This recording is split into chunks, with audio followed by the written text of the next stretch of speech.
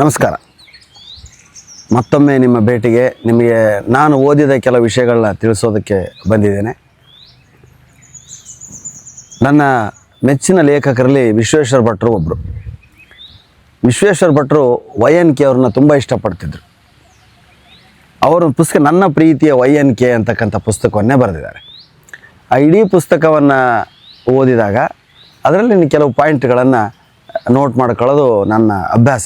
ಯಾವುದೇ ಲೇಖಕರ ಪುಸ್ತಕ ನಾನು ಓದಲಿ, ಅವರು ಹಿಡಿಸಿದ ಒಂದು ಸಾಲುಗಳನ್ನು ನಾನು ಮತ್ತೆ ನೋಟ್ಬುಕ್ನಲ್ಲಿ ಬರ್ಕೊಳ್ತೀನಿ. ಅವು ಮಧ್ಯೆ ಮಧ್ಯೆ ನನ್ನ ಭಾಷಣದಲ್ಲಿ ಆಗ್ತೀವಿ ಅಥವಾ ನನಗೆ ಸಂತೋಷ ಆದಾಗ ಆಗಲಿ ಅವನ್ನ ಹೇಳ್ತೀನಿ. ಹಾಗೆ ನನ್ನ ಪ್ರೀತಿಯ YNK ಅಂತಕ್ಕಂಥ ವಿಶ್ವೇಶ್ವರ ಭಟ್ರ ಪುಸ್ತಕದಿಂದ ಕೆಲವು ಪಾಯಿಂಟ್ಗಳನ್ನ ನಾನು ನೋಟ್ ಮಾಡ್ಕೊಂಡಿದ್ದೀನಿ. ಎಷ್ಟು ಚೆನ್ನಾಗಿದೆ ಅಂದರೆ,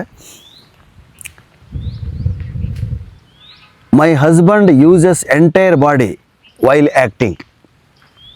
My husband uses entire body while acting except head. ಇಷ್ಟೇ. ಇದನ್ನು ಅರ್ಥ ಮಾಡಿ, ವ್ಯಂಗ್ಯ ವಿಡಂಬನೆಗಳು ಅಂದರೆ ಇವೆ. ಹಾಗೆ ಎಲ್ಲ ರೋಗಕ್ಕೂ ವಿಸ್ಕಿ. ನೋಡಿ, ಆ ಕೊನೆ ಕೀ ಇದೆಯಲ್ಲ, ಅದನ್ನು ಬಳಸಿ ಹೇಳಿರುವಂಥದ್ದು YNK ಅವರ ವಿಶೇಷತೆ. ಇದನ್ನು ವಿಶ್ವೇಶ್ವರ ಭಟ್ರು ಬರೀತಾರೆ. ಹಾಗೆ it cannot be explained, it must be experienced about drinking whisky. ಸುಮ್ಮನೆ ಕುಡಿದು ತೂರಾಡೋದಲ್ಲ. YNK ಅವ್ರ ಪ್ರಕಾರ ಅವ್ರು ಹೇಳ್ತಾರೆ, it cannot be explained, it must be experienced. ಅನುಭವ ಆಗಬೇಕು. ಕುಡಿದಾಗ ಹೀಗೆ ತೂರಾಡುತ್ತಿದ್ದನು, ಕುಡಿದರೆ ಹೀಗೆ ತೂರಾಡುತ್ತಾರೆ ಅಂತೆಲ್ಲ ಬರೆಯೋದು, ಎಕ್ಸ್ಪ್ಲೇನ್ ಮಾಡೋದು ಮುಖ್ಯ ಅಲ್ಲ. ಅದನ್ನ ಎಕ್ಸ್ಪೀರಿಯನ್ಸ್ ಆದಾಗ ಅದರ ನಿಜವಾದಂಥ ಅರ್ಥ ಗೊತ್ತಾಗ್ತದೆ ಅಂತಕ್ಕಂಥದ್ದು ಅವರ ಲೈಫ್ ಅಂತೆ. ಹಾಗೆ that no life lives forever, that dead man rise up never. ನೋಡಿ, ಎಷ್ಟು ಅದ್ಭುತವಾಗಿರ್ತಕ್ಕಂಥ ಮಾತುಗಳು. that no life lives forever, ಈ ಜೀವನ ಯಾವಾಗಲೂ ಇರೋದಿಲ್ಲ. that dead men rise up never, ಸತ್ತ ಮನುಷ್ಯ ಹೇಳೋದಿಲ್ಲ. ಎಂಥ ಅದ್ಭುತವಾಗಿರ್ತಕ್ಕಂಥ. ಅದಕ್ಕೆ ಅವರು YNK ಅವ್ರನ್ನ ತುಂಬ ಇಷ್ಟಪಡ್ತಾರೆ. YNK ಅವರ ಒಂದೊಂದೇ ಲೈನಿನ ಹಾಸ್ಯಕ್ಕೆ ಭಾಳ ಫೇಮಸ್ ಆಗಿರ್ತಕ್ಕಂಥವ್ರು. ನಮ್ಮ ಕನ್ನಡದ ಜನ ಬಗ್ಗೆ ಮಾತ್ರ ನಾನು ಹೇಳ್ತೀನಿ. ಓದೋದು ಭಾಳ ಕಡಿಮೆ ಆಗಿದೆ. ನಾನು ಸಪ್ನಾ ಬುಕ್ ಸ್ಟಾಲ್ಗೆ, IBH ಪ್ರಕಾಶನಕ್ಕೋ ಅಥವಾ ನಮ್ಮ ಸಾಹಿತ್ಯ ಭಂಡಾರಕ್ಕೋ ಹೋದಾಗ ಅಲ್ಲಿನ ಪ್ರಕಾಶಕರ, ಅಲ್ಲಿನ ಮಾಲೀಕರ ಒಂದೇ ಒಂದು ಕೊರತೆ ಅಂದರೆ, ಪುಸ್ತಕ ಯಾರು ತಗೊಳ್ತಾ ಇಲ್ಲ ಸರ್, ಬುಕ್ಸ್ ಓದೋರೇ ಇಲ್ಲ ಸರ್, ಬುಕ್ಸ್ಗಳನ್ನ ಖರೀದಿ ಮಾಡಲ್ಲ. ಮಧ್ಯೆ ಒಂದು ಬಂದಿತ್ತು, ಪುಸ್ತಕಗಳನ್ನು ಕಾಣಿಕೆ ಕೊಡಬೇಕು, ಮೊಮೆಂಟೋಸ್ಗಳ ಥರ 5-6 ಪುಸ್ತಕಗಳನ್ನ ಬಂಡಲ್ ಮಾಡಿ. ಅದೇನೋ ಕೆಲವು ದಿವಸ ಮಾತ್ರ ಆಯಿತು, ಆಮೇಲೆ ಎಲ್ಲ ಬಿಟ್ಬಿಟ್ರು. ಪುಸ್ತಕಗಳನ್ನು ಓದುವಂಥ ಹವ್ಯಾಸವೇ ಹೊರಟೋಗಿ ಕನ್ನಡ ಪುಸ್ತಕ ಲೋಕ ಅಥವಾ ಪುಸ್ತಕ ಉದ್ಯಮಗಳು ಬಹಳಷ್ಟು ಲಾಸನ್ನು ಅನುಭವಿಸ್ತಾ ಇದೆ. ಅದನ್ನು ನನಗೆ ತುಂಬ ಪುಸ್ತಕಗಳಿಂದ ಆಗಿರ್ತಕ್ಕಂಥ ಲಾಭ ಬೇರೆ ಯಾವುಗಳಿಂದ ಆಗಿಲ್ಲ. ನಾನು ಬೀಚಿಯನ್ನು ಗುರುಗಳನ್ನಾಗಿ ಆರಿಸ್ಕೊಂಡಿದ್ದೆ ಅವ್ರ ಪುಸ್ತಕಗಳಿಂದ. ಅವ್ರನ್ನ ನೋಡಿಲ್ಲ, ಅವ್ರನ್ನ ಮಾತಾಡಿಸಿಲ್ಲ, ಅವ್ರನ್ನ ಮುಟ್ಟೋ ಯೋಗ ಅಂತೂ ನಮಗೆ ಇಲ್ಲವೇ ಇಲ್ಲ. ಆದರೆ ಅವ್ರ ಪುಸ್ತಕಗಳಿಂದ ಇವತ್ತು ನಾನು ಅನ್ನವನ್ನು ಕಾಣ್ತಾ ಇದ್ದೀನಿ, ಹೆಸರನ್ನು ಕಂಡಿದ್ದೀನಿ, ಎಲ್ಲರ ಅಭಿಮಾನವನ್ನು ಕಂಡಿದ್ದೀನಿ. ಅದಕ್ಕೆ ಯುವ ಪೀಳಿಗೆಗೆ ನಾನು ಹೇಳೋದಿಷ್ಟೇ, ದಯವಿಟ್ಟು ಹೇಗೆ ರಸ್ತೆಗಳಲ್ಲೆಲ್ಲ ಬಜಾರ್ಗಳಲ್ಲಿ ಹುಡುಕಾಡಿ ಟೀ ಶರ್ಟು, ಪ್ಯಾಂಟು, ಮತ್ತೇನೇನೋ ಶರ್ಟು ಪ್ಯಾಂಟ್ಗಳಲ್ಲದೆ ಏನೇನೋ ಹೊಸ ಹೊಸ ಉಡುಪುಗಳು ಬಂದು ಹಾಕಿ ತೊಗೋತೀರ, ಹಾಗೆ ಪುಸ್ತಕಗಳನ್ನ ಆಯ್ದುಕೊಳ್ಳಿ. ಹರಿದ ಕೋಟನ್ನು ಧರಿಸು, ಹೊಸ ಪುಸ್ತಕವನ್ನು ಕೊಂಡುಕೋ ಅಂತ ಹೇಳ್ತದ್ದು ಇಂಗ್ಲೀಷ್ ಗಾದೆ. ಎಂಥ ಅದ್ಭುತವಾದಂಥ ಮಾತು. ಜನ ನಿಮ್ಮ ಡ್ರೆಸ್ ನೋಡಿ ಯಾರು ನಿಮ್ಮನ್ನು ಮೇಲೆ ಕರೆಯಲ್ಲ. ಕಾಸ್ಟ್ಲಿ ಡ್ರೆಸ್ ಹಾಕಾನೆ ಕರಿ, ರೇಮಂಡ್ಸ್ ಇಂಥವೆಲ್ಲ ಹಾಕಾನೆ ಮೇಲ್ಬಾ ಅಂತಂದು ಯಾರಾದ್ರೂ ಕರೀತಾರ? ಯಾರು ಕರೆಯಲ್ಲ. ಆದರೆ ನೀನು ಯಾವುದಾದ್ರೂ ಒಂದು ಒಳ್ಳೆ ಮಾತನ್ನು, ಒಂದು ಒಳ್ಳೆಯ ಉಕ್ತಿಯನ್ನು, ಒಂದು ಒಳ್ಳೆಯ ಸುಭಾಷಿತವನ್ನು ಹೇಳಿದಾಗ ಅವನು ಪಂಡಿತ, ಜ್ಞಾನಿ, ಬನ್ನಿ ಸರ್ ಮೇಲೆ ಕೂತ್ಕೊಳ್ಳಿ ಅಂತ ಹೇಳ್ತಾರೆ. ಬಟ್ಟೆ ನೋಡಿ ಯಾರೂ ಮರಳಾಗಲ್ಲ, ನೀವು ತಲೆಯ ಒಳಗಿನ ಜ್ಞಾನವನ್ನು ನೋಡಿ ಮರಳಾಗ್ತಾರೆ. ಆ ಹಿನ್ನೆಲೆಯಲ್ಲಿ ನಾನು ತುಂಬ ಓದಿರ್ತಕ್ಕಂಥದ್ದು ಅನೇಕ ಜನರ ಪುಸ್ತಕಗಳು. ವಿಶ್ವೇಶ್ವರ ಭಟ್ರ ಪುಸ್ತಕಗಳಲ್ಲಿ ಅವ್ರನ್ನ ಯಾಕೆ ಓದ್ತೀನಿ ಅಂದರೆ, ಅವರು ಒಂದೇ ವಿಷಯವನ್ನು ಅದರ ಅನೇಕ ಘಟನೆಗಳನ್ನು ಹೇಳ್ತಾ ಅದನ್ನು ಕೊಟೇಶನ್ಗಳನ್ನು, ಅದರಲ್ಲಿ ಪಂಚಿಂಗ್ ವಾಕ್ಯಗಳನ್ನ ಲೈಕ್ ಮಾಡಿರ್ತಾರೆ. ಅವರಿಂದಲೇ ನಾನು ಕಲಿತೆ. ಆ ಪುಸ್ತಕದ ಪಂಚಿಂಗ್ ವಾಕ್ಯಗಳು ಯಾವುವು, ಇಡೀ ಪುಸ್ತಕದ ಸಾರ ಕೆಲವು ಪಂಚಿಂಗ್ ವಾಕ್ಯಗಳಲ್ಲಿ ತಿಳಿತದೆ. ಹಾಗೆ ಅವರು ಬರೀತಾರಾಗೆ ಏನು YNK ಅವ್ರದ್ದು ಎಂಥ ಸ್ವಭಾವ ಅಂದರೆ, ಭಾಳ ಅದ್ಭುತ ಮಾತುಗಾರರಂತೆ. ನಮ್ಗೆ ಆ ಭಾಗ್ಯ ಇಲ್ಲ ಕೇಳೋದು. ಏನು, ಯಾರೋ ಒಂದು ಸಿನಿಮಾ ಕರ್ಕೊಂಡು ಹೋಗಿದ್ರಂತೆ. ಸಿನಿಮಾ ನೋಡಿ YNK ಅವ್ರಿಗೆ ಸಿನಿಮಾ ತೋರಿಸ್ಬೇಕಂತ. ಆ ಸಿನಿಮಾ ನೋಡಿ ಹೊರಗಡೆ ಬಂದ್ರಂತೆ. YNK ಅವ್ರು ಹೇಳ್ತಾರೆ, ಸಿನಿಮಾ ಚೆನ್ನಾಗಿದೆ, ಎಲ್ಲ ಪಾತ್ರದಲ್ಲೂ ಫುಲ್ ಆಫ್ ಲೈಫ್ ಇದೆ. ನೋಡಿ ಎಷ್ಟು ಚೆನ್ನಾಗಿದೆ ಸಿನಿಮಾ, ಚೆನ್ನಾಗಿದೆ, ಎಲ್ಲ ಪಾತ್ರದಲ್ಲೂ ಫುಲ್ ಆಫ್ ಲೈಫ್ ಇದೆ. ಆದರೆ ಕೊನೆಯ ಸಾಯೋ ಸೀನ್ಗೆ ಸ್ವಲ್ಪ ಜೀವ ತುಂಬಿ ನೋಡಿ. ಇದು ಕನ್ನಡದ ಆಳ ಕೀಳದೆ ಅರ್ಥವಾಗುವಂಥ ವಾಕ್ಯವಲ್ಲ. ಇಂಥವನ್ನು ಟೆಕ್ಸ್ಟ್ ಮಾಡಬೇಕು ರಸಿಕ ಓದುಗರು ಹುಟ್ಟುಕೊಳ್ತಾರೆ, ರಸಿಕ ವಿದ್ಯಾರ್ಥಿಗಳು ಹುಟ್ಟುತ್ತಾರೆ. ಹಾಗೆ ಇಡೀ ಭಾರತವೇ ಗಾಂಧಿ ಬಜಾರ್, ಇಡೀ ಭಾರತವೇ ಗಾಂಧಿ ಬಜಾರ್, ಗಾಂಧಿ ಹೆಸರು ಮಾರಿ ಮಾರಿ ಮಾಡುವರು ಹಣ ಹಜಾರ್ ಹಜಾರ್. ನೋಡಿ, ಹಾಂ, ಅರ್ಥ ಆಯ್ತಲ್ಲ? ಇಡೀ ಭಾರತವೇ ಗಾಂಧಿ ಬಜಾರ್, ಗಾಂಧಿ ಹೆಸರು ಮಾರಿ ಮಾರಿ ಮಾಡುವರು ಹಣ ಹಜಾರ್ ಹಜಾರ್. ನೆಕ್ಸ್ಟ್, ಎಲೆಕ್ಟ್ರಿಕ್ ಈಸ್ ಎವ್ರಿಥಿಂಗ್ ಅಥವಾ electricity is everything. Electricity is everything, even the bill gives you a shock. ಹಾಂ, ಎಲೆಕ್ಟ್ರಿಸಿಟಿ ಎಲ್ಲದಕ್ಕೂ ಬೇಕು, ಎಲ್ಲದಕ್ಕೂ ನಿಮಗೆ ಶಾಕ್ ಕೊಡ್ತದೆ. Even the bill gives you shock. Current ಇದೆ, ಲೈಟ್ ಇದೆ ಅಂತೆಲ್ಲ ಆದರೆ ಅದು ಬರೋ ಬಿಲ್ ಕೂಡ ನಿಮಗೆ ಶಾಕ್ ಕೊಡ್ತದೆ. ಕನ್ನಡದಲ್ಲಿ ಏನಿದೆ ಅನ್ನೋ ಮಕ್ಕಳಿಗೆ, ಕನ್ನಡವಲ್ಲೇ ಇಂಗ್ಲೀಷ್ ಮೀಡಿಯಮ್ ಓದ್ತೀನಿ ಅನ್ನೋ ಮಕ್ಕಳಿಗೆ ಇಂಥವುಗಳನ್ನ ಹೇಳಿದರೆ ಹುಡ್ಕೊಂಬಂದು ಓದ್ತಾರೆ. ಮಾತೃಭಾಷೆಯಲ್ಲಿ ಯಾವನು ಸಾಹಿತ್ಯವನ್ನು ಓದ್ತಾನೋ ಅವನು ರಸಿಕನಾಗ್ತಾನೆ, ಆ ಭಾಷೆಯ ಪ್ರೇಮಿ ಆಗ್ತಾನೆ.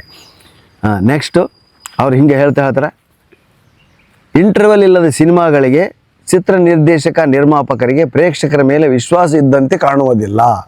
ನೋಡಿ, ಇದು ಎಷ್ಟು ಕೆಲವು ಸಿನಿಮಾಗಳು, ಇತ್ತೀಚಿನ ಸಿನಿಮಾಗಳಿಗೆ ಇಂಟರ್ವೆಲ್ ಬಿಡೋದಿಲ್ಲ, ಫಾಸ್ಟಾಗಿ ಆ ಸಿನಿಮಾ ಅದನ್ನು ನೋಡ್ಕೊಂಡು ಹೋಗ್ಬಿಡ್ತಾರೆ.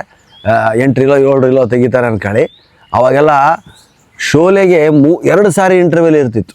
ಅಷ್ಟು ದೊಡ್ಡ ಸಿನಿಮಾ. ಗುಲ್ಬರ್ಗದಲ್ಲಿ ನಾನು 80ರ ದಶಕದಲ್ಲಿ ಶೋಲೆ ಸಿನಿಮಾ ನೋಡಿದ್ದು. 3 ಇಂಟರ್ವೆಲ್ ರೀ.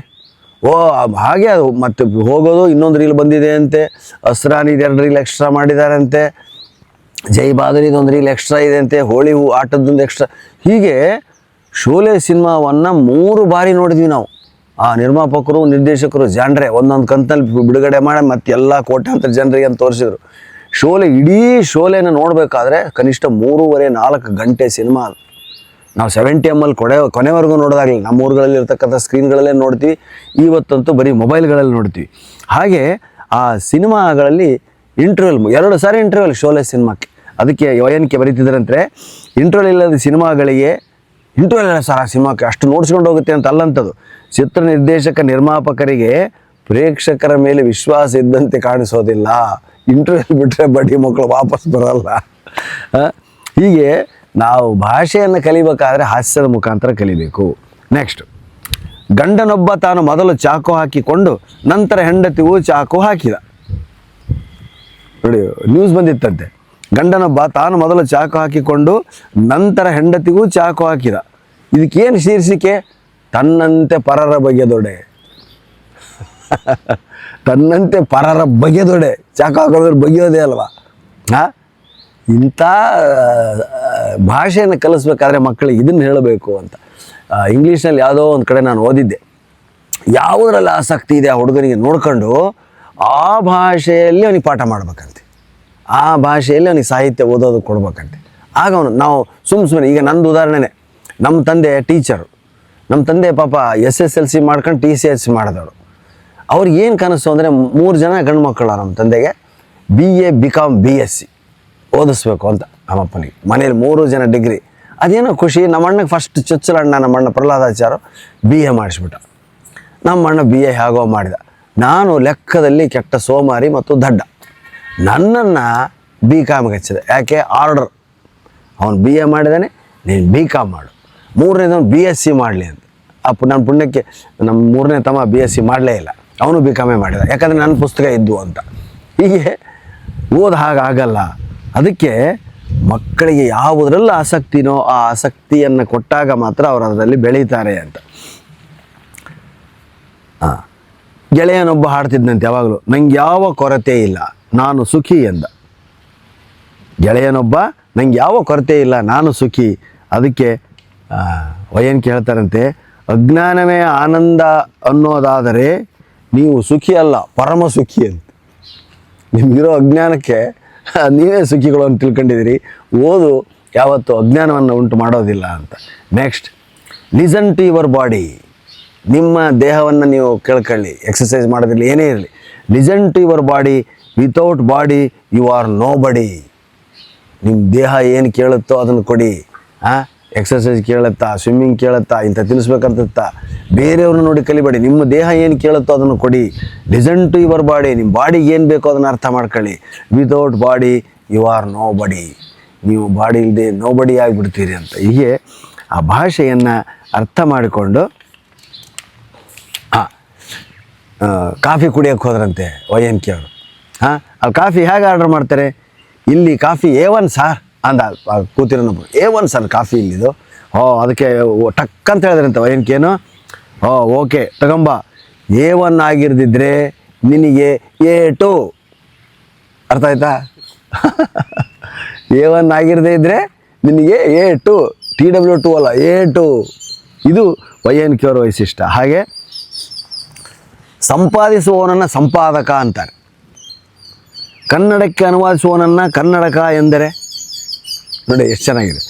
ಸಂಪಾದಿಸುವವನನ್ನು ಸಂಪಾದಕ ಅಂದರೆ, ಕನ್ನಡಕ್ಕೆ ಅನುವಾದಿಸುವವನನ್ನು ಕನ್ನಡಕ ಎಂದರೆ. ಹಾಗೆ ಕಿವಿ ಕೇಳದೆ ಮಷಿನ್ ಹಾಕ್ಕೊಂಡವನಿಗೆ ಕಿವುಡಕ ಎಂದರೆ. ನೋಡಿ ಆ ಭಾಷೆ ಜೊತೆ ಆಟ ಆಡೋದು ನೋಡಿ ಅವರು.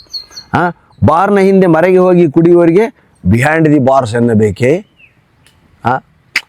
ಕೆಲವರು ಬಾರ್ನಲ್ಲಿ ಕೂತ್ರೆ ಎಲ್ಲರೂ ಗುರುತು ಹಿಡಿತಾರೆ ಅಂತೇಳಿ ಬಾರ್ ಹಿಂದ್ಗಡೆನೇ ಎಲ್ಲೋ ಲಾನ್ ಗಿನ್ನಲ್ಲಿ ಮಾಡ್ಕೊಂಡು ಕುಡಿತಿರ್ತಾರೆ. ಅವರಿಗೆ ಬಿಹೈಂಡ್ ದಿ ಬಾರ್ಸ್ ಅಂತ ಕರಿಬೇಕಂತೆ. ಬಿಹೈಂಡ್ ದಿ ಬಾರ್ಸ್ ಅಂದರೆ ಯಾರು? ಕೈದಿ, ಜೈಲಲ್ಲಿ ಇರ್ತಕ್ಕಂಥವ್ರು. ಅದಕ್ಕೆ ಇಂಥ ಪುಸ್ತಕಗಳನ್ನು ಪಠ್ಯಪುಸ್ತಕಗಳನ್ನಾಗಿ ಮಾಡಬೇಕು. ಮಾಡಿದಾಗ ಓದುವ ಅಭಿಲಾಷೆ ಹುಟ್ಟುತ್ತದೆ ಮಕ್ಕಳಿಗೆ, ಕನ್ನಡದ ಸ್ವಾರಸ್ಯ ತಿಳಿತದೆ, ಕನ್ನಡದ ಬಗ್ಗೆ ಅಭಿಮಾನ ಪಡ್ತಾರೆ. ಈ ಥರದನ್ನೆಲ್ಲ ವೈಎನ್ಕೆ ಅವರ ಕೃತಿಗಳಿಂದ ನಾನು ತಿಳ್ಕೊಂಡೆ. ನಾನು ಅಂತ ಸದಾ ಅಂತಿರ್ತಾರೆ ಕೆಲವರು. ನಾನು ಹೇಳೋದಿದೆ, ನಾನು ಮಾಡ್ತಾಯಿದ್ದೀನಿ ರೀ, ನಾನು ಕೊಡ್ತಾಯಿದ್ದೀನಿ ರೀ. ನಾನು ಅಂತ ಸದಾ ಅನ್ನೋರಿಗೆ ಅವರಿಗೆ ಏನು ಟ್ರಬಲ್ ಇರುತ್ತೆ ಗೊತ್ತಾ? ಐ ಟ್ರಬಲ್ ಇರುತ್ತೆ ನೋಡಿ. ಎಷ್ಟು ಸರಿ ನಾನು ಆಪ್ಟಿಮಿಸ್ಟ್, ಆಶಾವಾದಿ. ಆಪ್ಟಿ ಅಂದರೆ ಕಣ್ಣಿಗೆ ಸಂಬಂಧಿಸಿದ್ದು, ಮಿಸ್ಟ್ ಅಂದರೆ ಇಬ್ಬನಿ ಅಥವಾ ಮಬ್ಬು. ಸೊ ಆಪ್ಟಿಮಿಸ್ಟ್ ಅಂದರೆ ಕಣ್ಣು ಮಬ್ಬಾಗಿರುವವರು ಕೂಡ ಆಪ್ಟಿಮಿಸ್ಟ್. ಅಂದರೆ ಬರೀ ಆಶಾವಾದಿ ಅಂತಲ್ಲ, ಆಪ್ಟಿಮಿಸ್ಟಿಕ್ಕನ್ನು ಈ ಥರ ಶಬ್ದಗಳನ್ನು ಒಡೆದು ನೋಡಿದರೆ ಅವನಿಗೆ ಇಬ್ಬನಿ ಮಬ್ಬು ಅಲ್ಲ, ಕಣ್ಣು ಕೂಡ ಮಬ್ಬಿದೆ ಬಡ್ಡಿ ಮಗನಿಗೆ, ಮಬ್ಬು ನನ್ನ ಮಗನೇ ಅಂತ. ಕವಿ ಜಾರ್ಜ್ ಬಾರ್ಕರ್ ಅನ್ನೋರು ಹೇಳ್ತಾರೆ, when Shakespeare met English language she was A Virgin. When Shakespeare met English language she was A Virgin. When he left her she was the mother of half of the universe. ಇಂಥದನ್ನು ಓದಿದರೆ ಯಾರಿಗೆ ಭಾಷೆ ಬಗ್ಗೆ ಆಸಕ್ತಿ ಹುಟ್ಟೋದಿಲ್ಲ, ಗೌರವ ಹುಟ್ಟೋದಿಲ್ಲ ಸ್ನೇಹಿತರೆ. ಅದಕ್ಕೆ ಮಕ್ಕಳಿಗೆ ಬರೀ ಟೆಕ್ಸ್ಟ್ ಬುಕ್ಗಳನ್ನು ಯಾವ ಮಟ್ಟಕ್ಕೆ ಅಂದರೆ ಇತಿಹಾಸ, ಸೋಷಿಯಾಲಜಿ, ಮ್ಯಾಥಮೆಟಿಕ್ಸು, ಏನು ಪಾಲಿಟಿಕಲ್ ಸೈನ್ಸು. ಈಗಿರೋ ಪಾಲಿಟಿಕಲ್ ಸೈನ್ಸು ಜನರಿಗೆ ಪಾಲಿಟಿಕ್ಸ್ ಅರ್ಥ ಆದಾಗ ಪಾಲಿಟಿಕಲ್ ಸೈನ್ಸ್ ಅವ್ರಿಗೆ ಈಸಿ ಆಗುತ್ತೆ. ಯಾವತ್ತೋ ಯಾರೋ ಬರೆದು, ಎಂದೋ ಋಷಿ ಬರೆದಿಟ್ಟು ನಮಗೆ ಕಟ್ಟೇನು, ನಮ್ಮ ಧ್ವನಿಯೇ ನಮಗೆ ಋಷಿ ಅಂತಂದು ಹೇಳ್ತಾರೆ ಕವಿಗಳು. ಎಂದೋ ಬರೆದು ನಮಗೆ ಕಟ್ಟಾಗಬಾರ್ದು, ನಮ್ಮ ಅನುಭವಕ್ಕೆ ಬಂದದ್ದು ಜ್ಞಾನ ಅನ್ಕೋಬೇಕು ಅಂತ ಹೇಳ್ತಾರೆ. ಅದಕ್ಕೆ ಮಕ್ಕಳಿಗೆ ಅನುಭವಯುಕ್ತವಾಗಿರ್ತಕ್ಕಂಥ ಜ್ಞಾನವನ್ನು ಕೊಡ್ರಿ ಅಂತ ಹೇಳೋ ವಿಷಯದಲ್ಲಿ ಈ ಥರದ ಚುಟುಕುಗಳು ಸಹಾಯ ಮಾಡ್ತವೆ ಅಂತ ಹೇಳ್ತಾ ಇವತ್ತಿನ ನನ್ನ ಎಪಿಸೋಡನ್ನು ಮುಟ್ತೀನಿ. ಮತ್ತೊಂದು ಎಪಿಸೋಡ್ನಲ್ಲಿ ಮತ್ತೊಂದಿಷ್ಟು ರಸಮಯ, ರುಚಿಕರ ಶಬ್ದ, ಸಾಹಿತ್ಯ, ಅನೇಕ ಮಹಾನುಭಾವರು ಬರೆದಂಥ ವಿಷಯಗಳನ್ನ ನಿಮ್ಗೆ ಹೇಳ್ತೀನಿ. ನಮಸ್ಕಾರ.